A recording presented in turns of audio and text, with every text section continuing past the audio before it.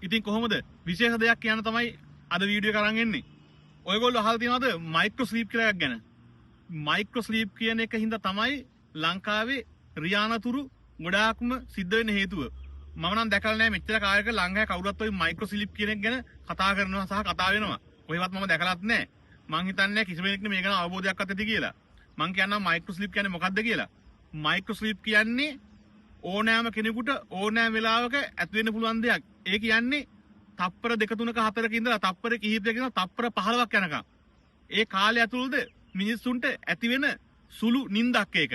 සමහරවිට ඒ micro sleep කියන ඒ නිින්ද එන වෙලාවට සමහරට S2 අරගෙන සමහරට කතා කරනවා එක්ක සින්දුවක් කියනවා. ඒ වුණාට ඒ තප්පර ගානක් තුර මේ මොලේ සම්පූර්ණයෙන්ම අක්‍රියයි. ඒ කියන්නේ මොලේ නිදි. ඒක ගොඩක් කළා තියෙන්නේ උපරිම තප්පර 15ක් යනවා විතරයි ඒක තියෙන්නේ. ඒ තප්පර 15 ඇතුළත නිින්ද ගිහිල්ලා අවදි වෙලා ඔක්කොම වෙනවා. මේක ගොඩාක්ම එන්නේ ඩ්‍රයිවිං කරන අයට. රියදුරන්ට තමයි ඩ්‍රයිව් කරලාට මේක එන්නේ. ඒක එන ගොඩාක් තමයි ගොඩාක් ටයර්ඩ් වුණාම නිදි මරලා යනකොට. එහෙම නැත්නම් ඔය හුඟක් රැයට එලවනකොට. හැබැයි මේක දවල්ටත් එනවා. ඒ මයික්‍රෝ ස්ලීප් කියන එක එන්නේ නැහැ කියලා කියන්නේ එකේ කොහෙවත් නැහැ. හැම එක්කනටම මේක එනවා. ඒ ටයර්ඩ් වුණාම ඒක එනවම තමයි. ඒක හින්දා තමයි මේ ඕස්ට්‍රේලියාවේ හයිවේස් වල තියෙන ගොඩාක් පාරවල හැමතැනම තැන් තැන් වල ගහලා තියෙනවා මයික්‍රෝ ස්ලීප් එක හින්දා උඹලා මැරෙන්න පුළුවන් කියන පණිවිඩය හැමතැනම දීලා තියෙනවා. ඒ මයික්‍රෝ ස්ලීප් එක නවත්තන්න එක දෙයක් කරන් තියෙන්නේ. ඒ මයික්‍රෝ ස්ලීප් එක තමයි දැනෙනකොට මට මෙන්න මේ වගේ නිින්දක් එනවා නිදිමතක් එනවා කියලා තමයි දැනෙනකොටම අනිවාර්යෙන්ම වාහනේ අයින් කරලා නවත්තලා විනාඩි 10ක් විනාඩි 15ක පවර් නැප් එකක් කියලා ඒකට කියන්නේ. විනාඩි 15ක් පොඩි නිින්දක් අරගෙන ආපහු ගත්තාම මේ මයික්‍රෝ ස්ලීප් එකේ එන්නේ නැහැ. ඔය මයික්‍රෝ ස්ලීප් එකේ තියෙන ප්‍රධානම දෙයක් තමයි හුඟක් කලාවට ඒක මයික්‍රෝ ස්ලීප් එක එන වෙලාවට S2 අරගෙන ඉන්නේ. හුඟක් කලා රෑකට නම් ලයිට් එළියට ඉස්සරහින් එන වාහන හුඟක් කලාවට පේනවා. ලයිට් එළිය පේන හින්දා හුඟක් කලාවට ඉස්සරහින් එන වාහනයක හැප්පෙන්න තියෙන chance එක ගොඩාක්ම අඩුයි. බොහෝ වෙලාවට ওই මයික්‍රෝ ස්ලීප් එකේ හින්දා වෙන්නේ පාර අයිනට ගිහිල්ලා පාර අයිනේ එක්ක හෙලක් තිබුණොත් හෙලකට පෙරලා එක්ක ගහකට හැප්පිලා ගහක කණුවක හැප්පිලා වෙන ඇක්සිඩන්ට් එක තමයි ඕකෙන් වෙන්නේ. ඉතින් ඕක මම හිතනවා ලංකාවේ ගොඩාක් දුරට ඔය ඕක හින්දා තමයි මේ ඇක්සිඩන්ට් අනතුරු වෙන්නේ කියලා. හැබැයි ඉතින් මිනිසුන්ට ඕකේ අවබෝධයක් නැහැ. ඉතින් අවබෝධයක් නැහැ කියන්නේ මිනිසුන්ට අවබෝධේ ගන්න උවමනාවකුත් නැහැ. ඉතින් ඔය ඉන්න නිලධාරි හරි මොකක් හරි කමන්නේ. ඒ අවබෝධය දෙන්න පුළුවන් ඉතින් වැඩක් කරන්නේත් නැහැ. රට පුරාම ලෝකෙ පුරාම පුළුවන් තරම් තියෙන ලොකුම පාරවල් හැදුවට කමන්නේ මිනිසුන්ට ඉන්ස්ට්‍රක්ෂන් දෙන්නේ නැත්තම් පාරේ යනකොට. අඩු ගානේ ඔය හයිවේ එකවත් මම නම් දන්නේ නැහැ තියනවාද කියලා කවුරු හරි තියනවා නම් සමා වෙන්න ඕනේ. මොකද මම මේ රටේ ඉන්නේ මම දකින්න වැඩි මට එහෙම කල්පනාවක් නැති හින්දා. දැන් ළඟදී ගහලා තියෙනවද දන්නේ නැහැ. මම නම් දැකලා නැහැ. ඔහොම ගහලා තියෙනවා. එතකොට අඩු ගානේ මේ බෝඩ් එකක් ගහලා තියෙනවා නම් මිනිස්සු අඩු ගානේ හොයන්න ගන්න මොකක්ද යකෝ මේ මයික්‍රෝ ස්ලීප් කියන්නේ කියලා. එතකොට මිනිස්සුන්ට ඒක අවබෝධ වෙනවා. මිනිස්සුන්ගේ හැමතිස්සෙම දැනුවත් කරනවා. ඒක ඇවිල්ලා මේ මිනිස්සුන්ගේ බුද්ධියවත් මේ උගත්කම නැතිකමවත් මිනිස්සු මෝඩයි කියනවත් ලංකාවේ මිනිස්සු මෝඩයි කියනවත් නෙමෙයි.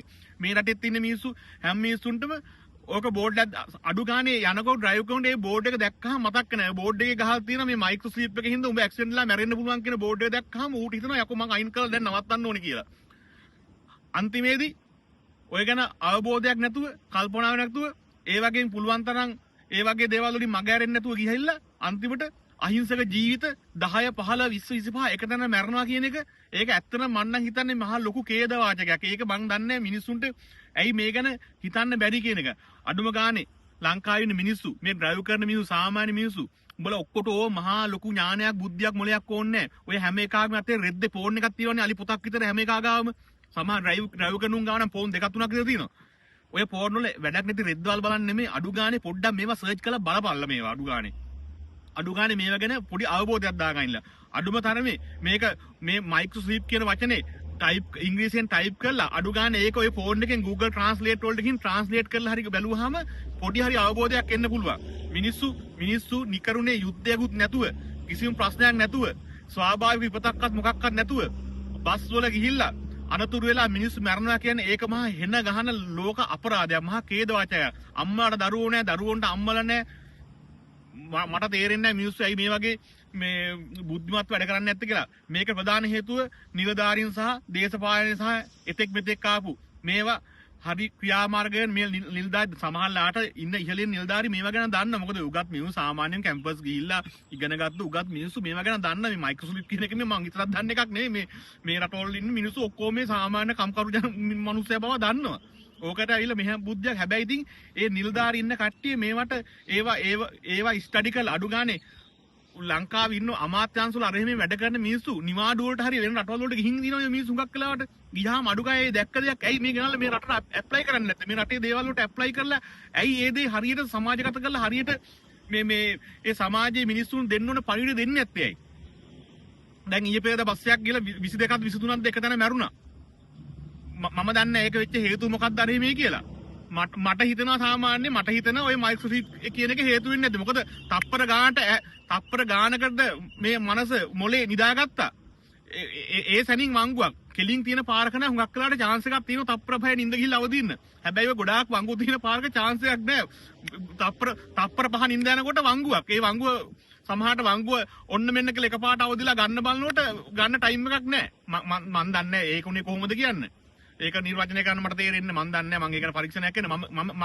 නමුත් මට හිතෙනවා මෙහෙම දෙයක් වෙන්නේ සමහරට කියලා මොකද ඕක ඒ නින්දගේ රියදුරාගේ වරදකුත් නෙමෙයි ඕක ඕනම කෙනෙකුට එනවා අපිටත් එනවා අපි දුර ඩ්‍රයිව් කරනකොට මෙහෙ සාමාන්‍යයෙන් කිලෝමීටර් 700-1000 ඩ්‍රයිව් කරනකොට සහ කොහොම කොයි ළඟකට ගියත් නිදිමත වෙලාවට රැට ඔය මයික්‍රෝ ස්වීප් එක ගෙනවා සමහරට අපිට ඒක වුණාම අපිට වයිප්ල එහෙම සයිඩ් එකකින් ටක් ගාලා කියනවා නිදිමත එන්නේ නවත්තලා අපි පොඩ්ඩක් ඉඳලා යන් කියලා අපි කරන්නේ පාරයි නවත්තලා සර්විස් සෙන්ටර් එකක් හරි රෙස්ට් ඒරියා එකක් හරි මොකක් හරි නවත්තලා විනාඩි 10ක් කාර් එකෙන් පොඩ්ඩක් කොහොම නිදා ගන්න ඔලුව තියාගෙන නිදාගෙන විනාඩි 15කින් ආයෙත් ආපහු ෆ්‍රෙෂ් ආයෙත් ඊට පස්සේ මයික්‍රෝ ස්වීප් එක එන්නේ නැහැ ඒක ආපහු මේවා මිනිස්සු දැනුවත් කරනවා දෙයියනේ කියලා අනිත් එක තමයි මේ තියෙන ලෝකේ තියෙන ඇඟේ යමාවට දුර සේවා බස් රථ කියලා පටන් ගන්න මේ දුර සේවා බස් රථ කියන එක හරියන්නේ නැහැ.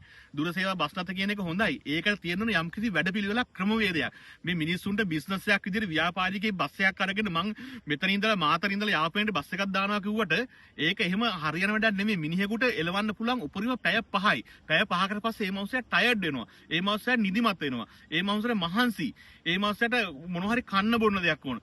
ඒ හින්දා ඒ මනුස්සයා අඩු ගානේ පැය 5කට පස්සේ පැයකවත් රෙස්ට් එකක් ඕනේ. එහෙම නැත්තම් අඩු ගානේ යන මගින් ඒ කියන්නේ පැය 4:00 ගියාට පස්සේ ඒ ඩ්‍රයිවර් මාරු කරලා වෙන ඩ්‍රයිවර් කෙනෙක් ගේන්න ඕනේ එතෙන්ට. වෙන ඩ්‍රයිවර් කෙනෙක් දාලා බස් එක අරන් යන්න ඕනේ. ඩ්‍රයිවර් මාරු වෙන ක්‍රමයක් හදන්න ඕන. ඩිපෝ වලින් ඒක ආවද්ද කරලා කරන්න ඕන වැඩක්.